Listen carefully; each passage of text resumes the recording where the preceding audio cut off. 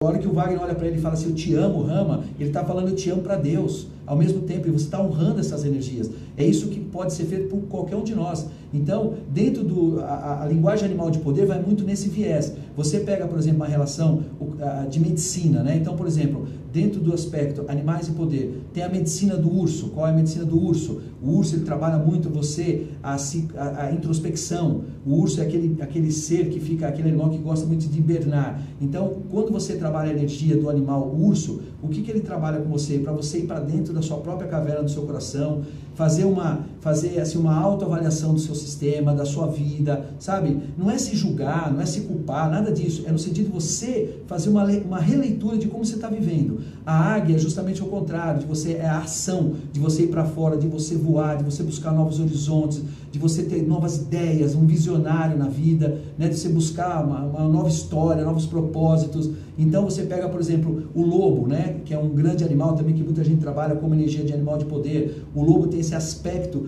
da coisa da união, a coisa do professor, de ajudar, de trabalhar em família, trabalhar em equipe, sabe? Então isso tudo tem toda uma energia muito bonita. Então quando você vai se aprofundando nesses estudos, primeiro, você faz uma meditação ou você faz algum tipo de contato com o seu animal de poder. Tem gente que faz isso fora do corpo, em viagem astral, e fala, Vitor, eu não fiz meditação, mas fora do corpo eu vi um animal que ele veio falar comigo e eu sinto que tem a ver com a minha ressonância interna. Esse falar o quê? É uma comunicação que não é telepática, mas é uma comunicação de algum nível. Sim. Em que a pessoa entende o que aquele animal está querendo passar. Exatamente, essa coisa de você sentir, que eu falei lá atrás para vocês, a coisa de você sentir, nossa, eu sinto essa ressonância com essa energia. Lógico, você faz uma vivência, você faz assim, uma meditação, é muito mais fácil, o tambor tocando, uma condução de você fazer lá no meio da natureza uma conexão com o animal, é muito mais fácil. Mas isso pode ser que aconteça no seu sonho hoje, pode ser que aconteça às vezes uma meditação sua, você fala, nossa, eu senti a presença aqui de um animal, deixa eu pesquisar. Aí você vai lá, olha, nossa, pesquisa, é um castor. Aí você fala a energia de um castor. Qual que é a energia, a medicina do castor? Ele é um construtor, ele constrói, ele edifica. Então, de repente, naquele momento da sua vida, você está precisando construir algo para a sua vida, você precisa edificar mais alguma coisa. E aí você pega essa energia sabiamente, sabe, sem essa coisa de ficar brincando assim, ou desvirtuando, pega com honra essa energia, peraí, eu vou construir uma nova história. De repente, você vai escrever um livro, sabe? Então, essas energias, elas trabalham muito nesse sentido de trabalhar com parceiros, né? Que nem o Wagner falou, você pode ver um animal desencarnado? Pode, mas pode ser que seja simplesmente um cavalo desencarnado, não é um animal especificamente que trabalha, que está trazendo uma medicina para você, mas aí a questão essa leitura que você que faz do que você está sentindo na hora. Às vezes eu vejo uma coisa interessante que eu comento nas vivências, a pessoa às vezes está numa rua escura, moças, assim, às vezes eu comento e a pessoa já levanta a mão se manifestando. A pessoa às vezes está numa rua escura, assim, de repente aparece um animal do nada. E a pessoa está indo para o ponto de ônibus, aquele animal vai acompanhando ela. Ela está até com medo, mas ela fica no ponto, o animal deita do lado, como se, o que é aquilo? Uma energia parece que já está protegendo ela naquele momento. Você fala assim, é só um cachorro de rua? Sim, mas tem algo a mais ali. A pessoa sobe no ônibus, o cachorro pega e vai embora do nada. Foi uma coisa assim, parece que foi uma bênção que veio naquele momento para a pessoa, né? Então isso é uma coisa que eu sinto que é muito interessante. A pessoa, quanto mais ela abre o leque dela de conexão com o Criador, que eu falo, estuda a viagem astral, estuda a bioenergia, estuda a alquimia, estuda o que você quiser, sabe? Mas assim, com seriedade, com profundidade, sempre buscando abrir esse leque. O xamanismo é um leque desse, faz parte desse leque de trazer esse tipo de medicina para você. E aí você trabalha o quê? Essas suas conexões, sem aquela coisa de falar assim, eu vou chamar meu animal de poder agora porque eu estou com um problema no meu relacionamento.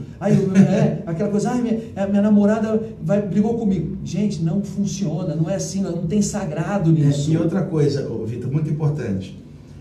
Uma pessoa fala assim, eu queria evocar meu animal de poder. Isso não é assim, né? Por exemplo, essa questão de vir um animal com uma mensagem.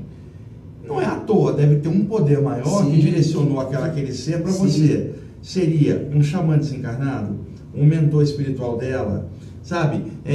Não é uma coisa tipo assim, eu vou fechar os olhos aqui e quero que apareça um golfinho para mim, uma águia. Não funciona assim. A pessoa ficar quieta, receptiva e ver o que rola nessas configurações extrafísicas em forma de animal. Exatamente. Pode ser um animal desencarnado, pode ser uma forma mental produzida por uma inteligência em forma de animal com conteúdo de informação para ela. E outra coisa, Vitor, também ouvi dizer que alguns xamãs desencarnados que desviaram para o lado escuro da força podem tomar a forma de um animal de poder para enganar alguém. Ou um obsessor desencarnado mesmo, comum, tomar a forma de um animal de poder para desviar e enganar a pessoa. Isso é vero? Olha, isso acontece também, porque são manipulações de energia, né? Como a gente fala, tudo é energia. Então, a intenção, o caráter, aquilo que a pessoa está trabalhando pode acontecer para influenciar você, para influenciar alguém ou alguém na sua jornada. O que eu me apego sempre é isso. Eu vou muito nessa história, gente. Como eu aprendi com esses grandes professores, esses grandes indígenas, né, que são nossos irmãos, nossos amigos nativos, de você pegar pelo lado da luz, sabe? De você focar na luz. Então, eu estou fazendo meu trabalho, confio nos meus mentores, confio nos meus animais de poder. A gente vai criando, quando eu falo no plural, animais de poder, porque assim, quando você vai criando uma relação quanto mais profunda com essa energia, você tem o seu animal totem, o seu animal de poder, aquele que é o seu parceiro, ele já é o seu protetor, ele já é um protetor, ele já é um amparador que trabalha a seu favor, até para essas outras energias, como você falou, intrusas, não ficar muito assim, acessando você. Então, quanto mais você foca no seu aprofundamento e no seu sentir, você começa a se perceber e a ter assim, uma proteção automática, meio que natural. Então, pode acontecer, como o Wagner falou, de alguém manipular energia ou manipular esse tipo, que sabe que você gosta daquilo para tentar até te atingir. Então, o que eu faço? Eu me previno sempre. Estou sempre buscando esse contato, honrando essa energia. Eu acordo de manhã, eu vou lá, bom dia, avô sol, bom dia, grande lobo, meu animal que trabalha comigo de poder, bom dia, amparadores, sabe? Eu já vou todo dia tomando meu banho, honrando a mãe água, mantendo em alta a minha frequência de celebrar, né? De estar se conectando com essas energias para não dar brecha. Pode acontecer, você pode escorregar, todos nós estamos suscetíveis a isso, mas é aquela coisa, vai e volta rápido, sabe? Para você não ter esse tipo de energia atuando na sua vida. Então, uma coisa que eu falo sempre, você está estudando Animais de Poder, inclusive eu tenho lá o site Animal de Poder no singular, né, .com.br, você entra lá, tem um e-book que eu mando para as pessoas gratuitamente, para você entender um pouco isso, porque tem muita gente, como o Wagner falou aqui, que fica preocupado, que não entende, que desvirtua, para você estudar um pouquinho esse assunto, gente, para você ver como você pode usar essa energia a seu favor. Por exemplo, você vai fazer um trabalho, você vai fazer uma entrevista de emprego, eu não vou falar para você assim, eu vou chamar um animal para me ajudar na entrevista, não é isso. Você medita com você pede a força, essa energia para te inspirar na hora, para você passar o seu melhor, para que você possa conseguir aquele emprego, sabe, para você estar inspirado, para você exalar um brilho no olhar, para a pessoa se envolver e falar, poxa, eu quero esse cara trabalhando comigo, sabe, tudo isso é a nossa força. É claro que dependendo da localização geográfica, onde o xamã está, essa questão dos animais de poder, ela varia, mantida a similaridade de valores. Então, por exemplo, você pega um xamã aborígene australiano, ele pode ter como animal de poder dele um canguru, só tem lá. Então, esse animal representa para ele algo que um índio norte-americano ou aqui sul-americano vai ter um outro animal de poder, mais ou menos na mesma relevância. Correlação, né? Porque, por exemplo, você pega um xamã que mora numa área litorânea, então, de repente, ele já viu uma baleia, ele já viu um golfinho no mar. Tá? Pega um outro xamã, que, por exemplo, aqui no Paraguai, né? América Central, lá não tem mar, país bem centro da América do Sul. Não vai dar para o xamã de lá falar da baleia ou do golfinho, porque ele está num contexto muito terrestre, bem distante, tanto do Atlântico quanto do Oceano Pacífico. Ele está no meio da América do Sul. Então, vai ter em cada cultura o equivalente àquele animal que não tem na sua localidade geográfica, mas vai ter um com a mesma relevância, né? Fica assim até mais fácil para a pessoa sentir aquele animal, porque a pessoa ela nem tem correlação com outro animal, ela não tem aquela... Então, às vezes, dá essa diferença de localidade, salvo quando, por exemplo, lógico, a gente está falando aqui de espiritualidade, a gente está falando de reencarnação, a gente está falando de outros planos, né? Às vezes você está aí e você faz uma meditação com o animal de poder, uma meditação para canalizar essa energia, de repente você, devido a uma vida passada, pode até ter assim na sua imagem, na sua história, vir uma energia coligada com o animal daquele aspecto que você viveu, que você vivenciou uma época. Então, por exemplo, você fala, poxa, eu estou aqui no Amazonas, estou fazendo aqui uma meditação, de repente, nossa, pareceu uma grande águia na minha mente, o que é isso? Eu nem sei, nem vejo águia aqui, mas isso pode estar correlacionado dentro de um processo de uma vida passada. Agora, independente disso, você vai ter aspectos correlacionados, por exemplo, o Condor, né? O Condor que é o equivalente aqui entre os xamãs andinos Isso. ao que a águia é para a América de do voar Norte, alto, né? de observar, de ter, sabe? Então tem essas relações, gente, por exemplo, que o nosso papagaio aqui, às vezes fala assim, nossa, papagaio, que legal, animal poder. É um animal de expressão. A energia, a medicina do papagaio, por exemplo, é a expressão da criatividade, do falar, né? De você se expressar como é a energia de um próprio animal papagaio. Então, às vezes a pessoa fala assim, poxa, eu vou trazer essa energia do papagaio para me expressar melhor, é ótimo. De repente você está, às vezes, olhando, por exemplo, vem assim a imagem na sua mente, na sua tela mental, de um papagaio, você fala assim, pô, por que está vindo? De repente o papagaio não tem aquela famosa maneira de imitar o que os outros falam. De repente o papagaio está vindo te alertar, você está imitando o que na vida? Você está imitando que erro na vida de alguém que está sendo feito? Como você está conduzindo a sua vida? E aí aquela coisa, como você sabe o que ele está te passando, é fora o íntimo. Se ele está, por exemplo, vindo te ajudar a você se expressar melhor, ou se ele está te alertando, como você está conduzindo a sua vida, imitando o quê? E aí também a questão da projeção astral, né, Vitor? De repente, o cara que está aqui, o índio paraguaio, né?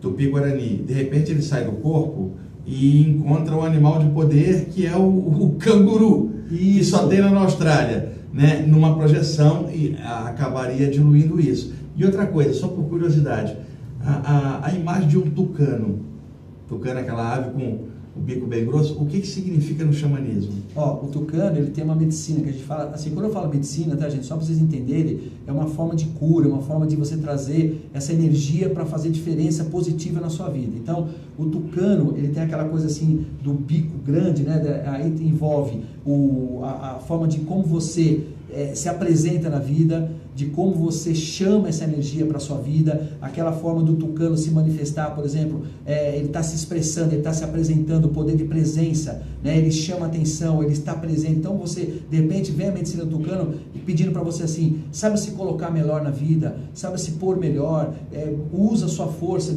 você é um ser que tem centelha divina aí dentro, todos nós somos imagem e semelhança do Criador, está nas Escrituras. Então o tucano, ele tem aquela coisa assim, vem essa energia, pô, como que eu estou me colocando, sabe? Aquele bico dele que chama atenção, não é assim no sentido de ego, no sentido de arrogância, não é isso, gente. É falar, eu estou aqui, eu estou vivo, eu estou pronto, eu quero ajudar, eu quero viver, eu quero sentir. Então ele tem essa medicina da presença, assim, o tucano. Legal. E a gente vai ter que fazer um intervalo já, Vitor. Só essa imagem ali, certo, da pessoa fundida com a águia, as duas. Também no xamanismo se fala que a pessoa, na saída do corpo, o corpo energético dela, o corpo espiritual, também chamado corpo astral, perispírito, psicossoma, corpo de luz, pode se fundir com o corpo espiritual do animal e voarem juntos como se fosse um ser só. É isso que essa figura está mostrando? Essa figura que está passando aí é muito interessante, porque é justamente isso que você falou. Tem um grande ensinamento dentro do contexto xamânico que fala o seguinte: Deus, o Criador, né, ele fala a linguagem de todos. Então ele fala a linguagem do animal, fala a linguagem do homem. E quando você funde isso, você na realidade, essa grande metáfora, você sente essa energia fundindo com você do seu animal, você está ouvindo o Criador de todas as formas, sabe? Não tem como...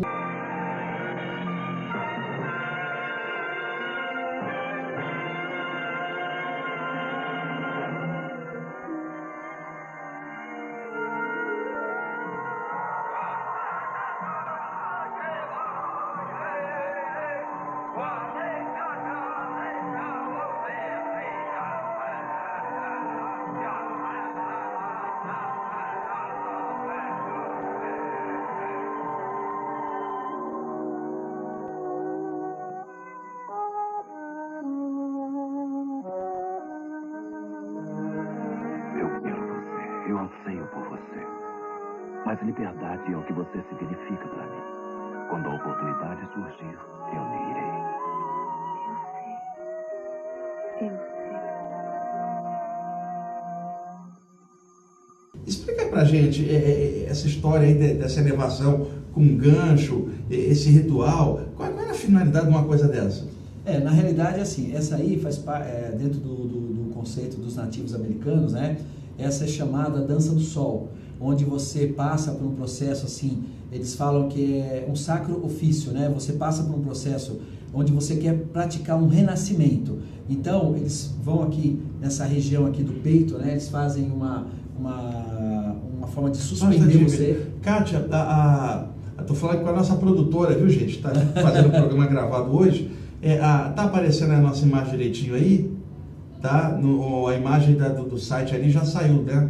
Que aqui por aqui eu não consigo ver, tá? Aparecendo a gente aqui de frente, né? Só para confirmar, tá bom? Programa gravado hoje, porque tive que aproveitar a disponibilidade do Vitor, que não pode vir ao vivo toda quinta-feira. Então eu trouxe ele para gravar, para a gente ter o tempo de falar sobre esses temas. Por favor, continue. Então vamos lá. Essa dança do sol, gente, na realidade, o que é isso? Assim como eu citei para vocês aí aqui na nossa gravação, no nosso programa, aqui nessa entrevista, da busca da visão, do nativo, ou quem quer praticar a busca da visão, mesmo nós, eu já fiz a busca da visão, de você ficar numa determinada parte de uma montanha, onde você fica isolado, você fica em jejum para fazer um processo de auto-regeneração.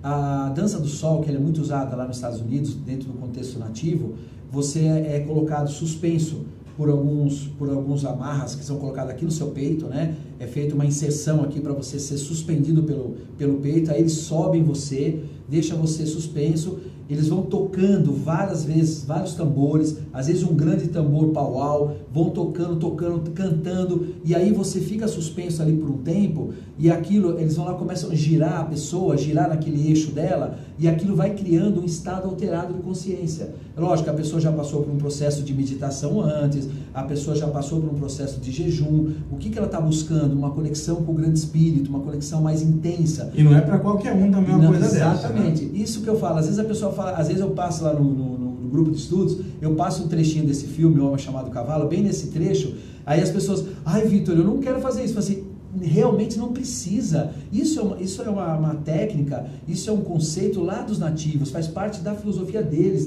da cultura deles. Então, é claro, se eu falar assim, poxa, eu quero fazer uma dança do sol, eu vou lá para os Estados Unidos, eu vou lá buscar uma tribo e eu quero participar, é uma busca minha pessoal, aí tá lá disponível, sabe, é uma ferramenta, tá disponível, mas você não precisa fazer aquilo.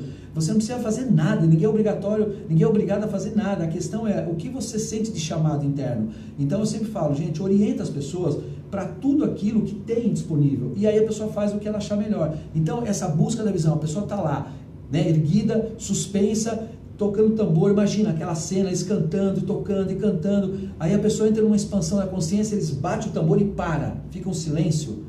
O silêncio total, a pessoa fica lá, aí eles vão descendo ela devagarinho, vão descendo, coloca ela no chão, às vezes pode acontecer de romper a pele por causa do peso do corpo, né? Pode romper, a pessoa cai, eles vão lá, coloca ela, aí vem todo um carinho, faz um emplasto na pessoa, aí vai lá, passa umas ervas, faz uma purificação e deixa a pessoa quietinha com as visões dela que ela está tendo internamente.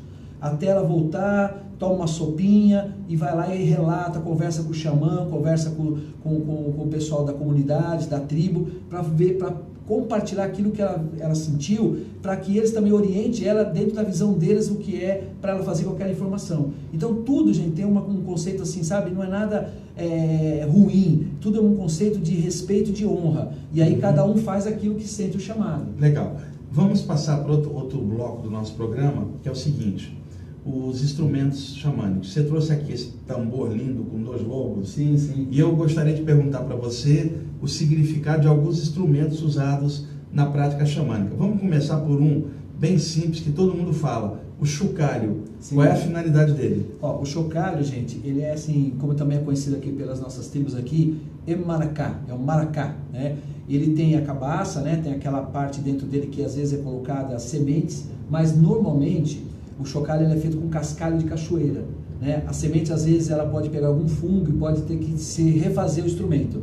O cascalho não, ele já tem essa função de durabilidade maior, mas o significado também é muito maior. Porque a maraca ou o chocalho, você trabalha limpeza. Por exemplo, limpeza, quando eu falo, gente, uma purificação. Então os índios usam muito em toré, né, aqui brasileiro, usando para cantos, para chamam de canto de cura. Então você tem um chocalho na sua casa, você pode passar no ambiente, dar uma purificada energeticamente no ambiente, você pode passar na sua aura, na frente dos seus chakras, você pode trazer, você está entrando o quê? Em uma frequência, né, como se fosse um Stargate, você está entrando numa frequência ancestral de uma energia que já é trabalhada há milhares de anos. Então você está usando aquilo de uma forma honrada, né? Não de forma assim de uma brincadeira, que aí já perde a conotação, mas de uma forma honrada, você entra nessa frequência, nessa vibração e começa a fazer essa purificação do ambiente. E a água, o que é a água? A água é purificação, né? Energia de leveza, de trazer tirar a má água do seu peito e trazer uma água nova. E então aquele cascalho de cachoeira que está dentro da cabaça é justamente por isso, a purificação da água dentro daquele instrumento para intensificar o seu processo. Esse é o mesmo processo do pau de chuva? Também. Aí você vê aí a diferença como muda do instrumento, né? A maraca, ela tem essa questão de você fazer purificação. Aliás, um adendo, antigamente, né, as crianças ganhavam de presente um chocalhinho para brincar no berço. Isso já era uma herança nativa da criança brincar. Ela automaticamente está brincando com aquele chocalhinho e já está mexendo com aquela energia no bercinho. Hoje foi tirado isso. Às vezes é até difícil encontrar um chocalho para dar para a criança de presente. O pau de chuva, que é esse instrumento bonito que vocês vão ver na imagem, né, que ele tem assim a conotação já de fazer o movimento do som da água bem suave. Você vai virando o pau de chuva assim, vai caindo aquelas pedrinhas com algumas madeirinhas que tem lá dentro inseridas dentro daquele bambu, daquela bastão, e aí aquele movimento da água vai vindo já para um trabalho de meditação. Então ele já tem assim, você senta para fazer uma meditação, você usa o pau de chuva, aquele barulho da água, parecendo chuva caindo bem suave, já como um processo de meditação. Cocar, usado pelos caciques, né? Qual é o significado? Ótimo. O cocar, gente, é assim um dos símbolos mais fortes e de maior respeito, né? Como um grande instrumento de poder, né? O cocar representa o seguinte: quando você coloca o cocar, você coloca essa grande força, você está entrando no seu espaço sagrado. É como se você estivesse demarcando. Muitos cocares são assim circulares, principalmente dos nossos índios aqui brasileiros, mas os nativos americanos já são mais longos, né? Aqueles cocares que tomam conta. O que é assim? Tem dois aspectos bem interessantes. Você está no espaço sagrado, ou seja, você vai entrar num processo de conexão com o Criador, de conexão com a Mãe Terra, com o Pachamama, com essa energia toda. Você entra como se você estivesse vestindo essa energia. O cocar é aquela coisa de espaço sagrado. E as penas, Wagner, é uma coisa bem interessante que eu aprendi com os nativos, eles são como antenas. Ou seja, você está colocando um instrumento para se conectar, para captar ainda mais a palavra do Criador, a energia do Criador. E o cocar está em torno do chakra do alto da cabeça, do chakra coronário. Exatamente, que é justamente no contexto xamânico, o chakra coronário para nós, no contexto nativo, na leitura que nós fazemos, é o portal do Criador.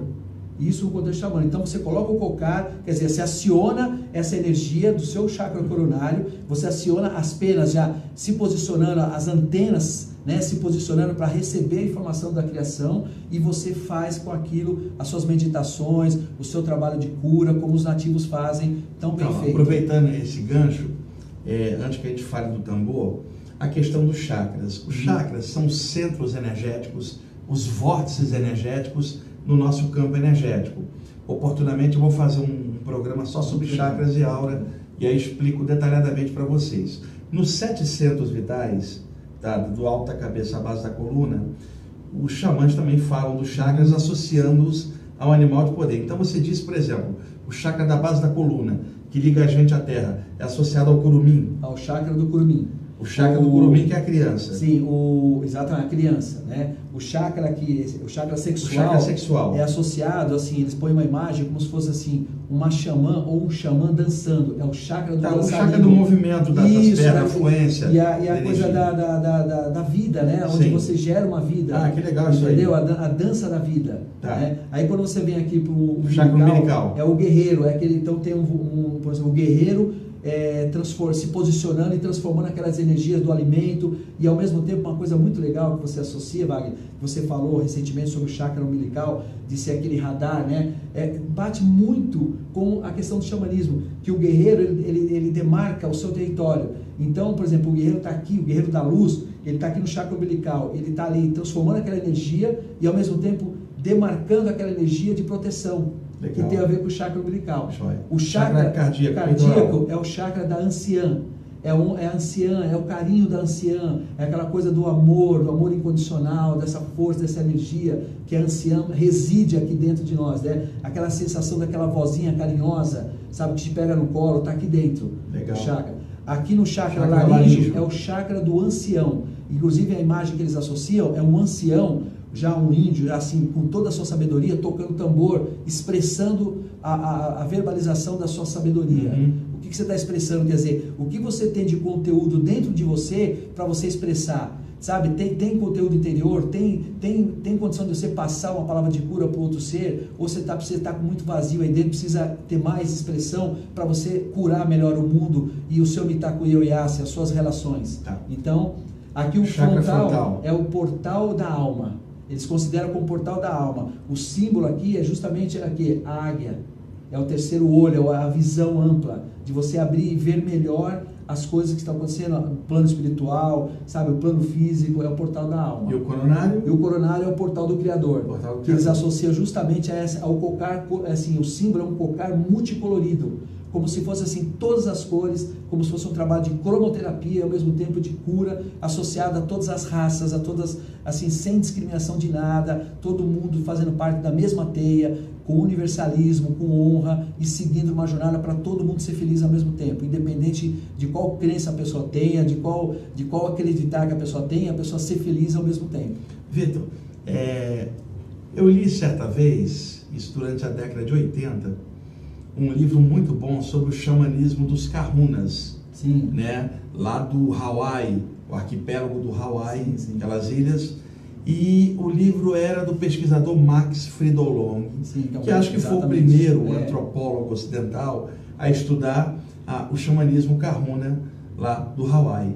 Então, eu li esse livro na época, impressionou muito, tinha muitas expressões que não dava para entender, que eram com os três cordões, Sim. as três almas, não é isso que eu quero chamar a atenção. Sim, sim. Mas dentro da filosofia dos Kahunas, o que eram os Kahunas, tão falados em meios esotéricos, né? O xamanismo deles, o que eles propunham?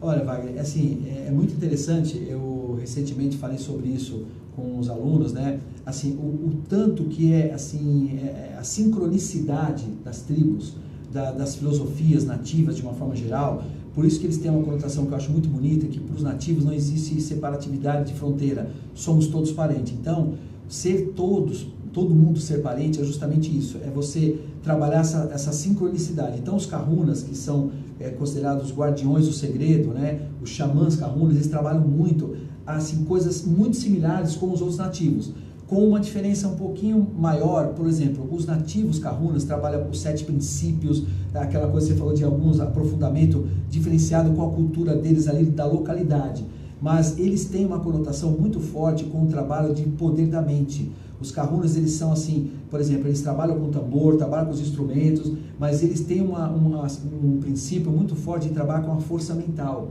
de trabalhar com a energia. Por exemplo, hoje vocês podem ver aí várias terapias, vários estudos falando do poder da atração, da lei da atração, aquele segredo, essas coisas que o pessoal modernamente vai trazendo para os dias de hoje. Os xamãs trabalham isso há muitos anos, gente. Isso já faz parte da cultura deles. E os nativos Kahunas, especificamente, eles trabalham muito isso de conexão, de chegar assim com a água, de chegar com a parte que eles têm muito lá forte, que é a água, de fazer uma mentalização. E assim, existem registros na história dos Kahunas fazendo a mentalização de conversa com a energia da água, da mãe água, da água se mobilizar na frente deles, se manifestar como um ser na frente deles, assim. Porque só no poder mental, e trazendo, lógico, não é aquela coisa de força mental vazia, né? É uma força mental que passa pelo crivo do coração. Então eles trabalham muito esse tipo de cura, de você mentalizar uma força. Por exemplo, a pessoa está doente, ou está com uma fratura, ou ela tem algum tipo de lesão, de ele trazer essa energia mental, puxar a energia da Mãe Terra, puxar a energia do Pai Céu e fazer uma imposição e selar e curar aquela dor que a pessoa está. E eles trabalham muito nesse aspecto. E uma coisa que eu aprendi com os Kahunas, né, dentro desse estudo todo: toda vez que você for num lugar, toda vez que você estiver numa localidade, você vai passear, vai de férias, você vai chegar num lugar, a primeira coisa que você faz, você honra a água daquele lugar, você honra a terra daquele lugar, as plantas que estão naquela localidade. Por exemplo, você vai lá para Fernando de Noronha, você chega, a primeira coisa, já honra aquela energia da água dali, os alimentos dali. Isso os Kahunas ensinavam a nível assim, da população, para você estar de bem com essas energias, com o universo conspirando a seu favor. Então você chega com humildade, assim, sabe, é uma coisa simples, gente, é um trabalho interno, ninguém está vendo. Você chega, você está olhando para aquilo, já está honrando mentalmente com o seu coração, para boas-vindas, que bom que estou aqui, obrigado por me receber. Então isso faz parte de um conceito muito forte dos Kahunas. Vitor, finalmente o tambor. Qual é o significado do tambor no contexto xamânico? Bom, o tambor, gente, esse lindo tambor que está aqui, ele tem essa parte de trás vazada, né? A gente considera esse modelo aqui, chamando eles de o Lakota, que faz parte de um uso dessa etnia Lakota dos índios norte-americanos. O tambor, ele é assim uma união muito linda de dois grandes espíritos, como os nativos falam, né? O nativo americano considera que o couro do animal que é o espírito do animal que está aqui, né? Está sendo trazendo de volta a vida, e o espírito da madeira, ou seja, do povo em pé, como a gente costuma dizer, né? O espírito do reino vegetal que está aqui presente. Então, o nativo ele junta essas duas forças, esses dois grandes espíritos, e começa a trazer o quê? A honra do som do tambor, para poder trazer para a sua vida uma mudança vibracional, uma mudança bonita, uma medicina de cura através do som, né? Como eu disse na nossa entrevista aqui anteriormente, eu falei muito sobre a questão do estado alterado de consciência. Tem um pesquisador interessante, que é o Michael Hanner, que é um grande pesquisador americano, fez aí vários estudos dentro do xamanismo, né? Ele tem, assim, alguns estudos feitos a nível laboratorial, justamente, Wagner, com essa frequência do tambor. Conforme você vai tocando o tambor, ele vai emitindo essas ondas, e aí o que acontece? Qual que é o primeiro processo, o primeiro ponto que os nativos trabalham? Limpeza e purificação, também, como a gente falou da maraca. Então, o que acontece? A vibração que é passada, às vezes você põe a pessoa deitada e você vai tocando o tambor sobre a pessoa, de forma que você vai trabalhando a energia dela, os chakras dela, você vai tocando por cima, mas sem encostar, deixando a própria vibração sonora, a onda sonora chegar, sendo emitida para ela. Isso é uma das funções do tambor. A outra é você fazer um trabalho de meditação, um trabalho vivencial, que eu faço muito lá com os alunos, né? De você ir tocando o tambor em determinado ritmo.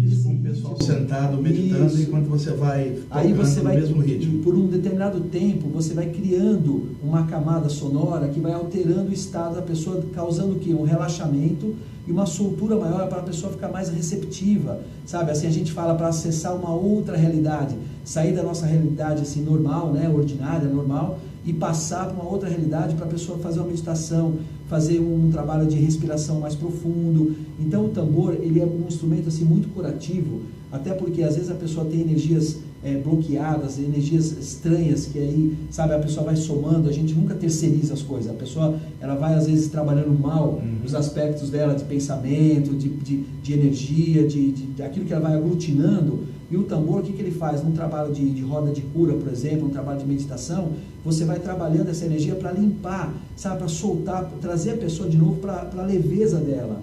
E aí a pessoa vai seguir a vida dela um pouco mais limpo. Ou seja, a gente fala que descristaliza, né? Vai descristalizando energias densas que estão na aura, no campo vibracional da pessoa.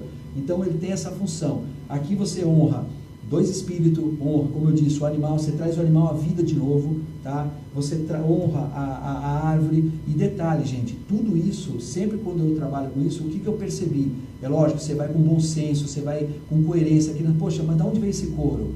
Não, o couro foi um animal que foi encontrado morto. Aí você tira o couro do animal e coloca no tambor, porque senão não teria sentido isso.